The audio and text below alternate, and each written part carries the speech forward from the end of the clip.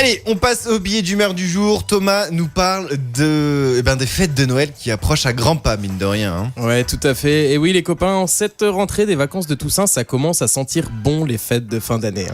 Et pour être tout à fait honnête avec vous, la période des fêtes m'emmerde.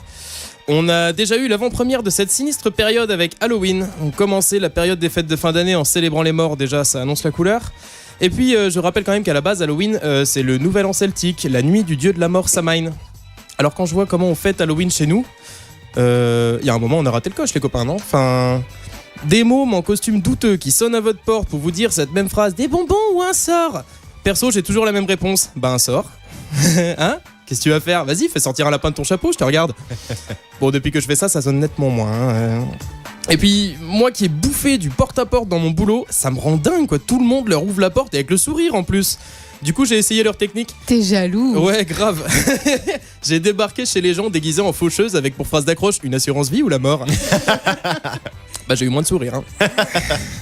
Mais bon, passé cette sordide fête, on enchaîne avec la période de Noël. Et là, pour les estomacs, c'est dur.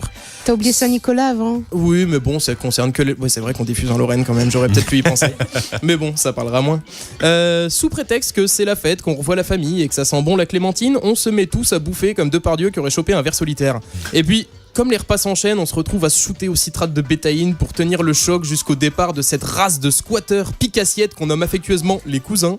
Donc pour la jovialité du moment, on repassera quoi. Ah puis il y a cette histoire de cadeaux aussi. Déjà, c'est une organisation monstre pour réussir à occuper les enfants assez longtemps pour leur faire croire que « Oh, le Père Noël est passé pile quand il regardait pas !» Non mais on les prend vraiment pour des cons. Du coup, quitte à leur raconter des conneries, j'ai trouvé l'astuce. J'ai dit à tous les enfants de la famille que le Père Noël était pédophile. Du coup, dès qu'on crie « Y'a le Père Noël qui arrive !» Au lieu d'essayer de le voir, tous les gamins foncent s'enfermer dans les chambres et on est tranquille pour installer les cadeaux sous le sapin. C'est un vrai bonheur. Faut savoir s'adapter. Enfin bref, une fois qu'on a survécu à tout ça, il faut encore tenir jusqu'à l'épreuve finale, la soirée du Nouvel An. Pour moi, les fêtes de fin d'année, c'est comme une corrida, mais du point de vue du taureau. Et le Nouvel An, c'est la mise à mort. Enfin, à la différence près que tu conserves tes oreilles à ta queue à la fin de la soirée. Enfin, ça dépend des soirées, mais on va pas épiloguer. Quoi qu'il en soit, arrivé là, t'as l'impression d'avoir la tête de Pete Doherty sur le corps de Carlos. Bref, t'es pas au top. Mais malgré tout, tu passes ta soirée à t'empiffrer de petits fours bon marché, à te bourrer la gueule pour essayer d'excuser tes pas de danse douteux qui évoquent au mieux la démarche d'un figurant de Walking Dead en talons aiguilles. Et tu subis comme ça jusqu'au compte à rebours fatidique qui t'annonce enfin cette pause tant attendue de 10 mois avant que tout ça ne recommence. Alors pour conclure, les copains, si vous faites quelque chose pour Noël et Nouvel An cette année, pensez à moi, parce que vu ce que je viens de déballer dans cette chronique, à mon avis, je suis pas prêt de passer les fêtes de Noël en famille de sitôt.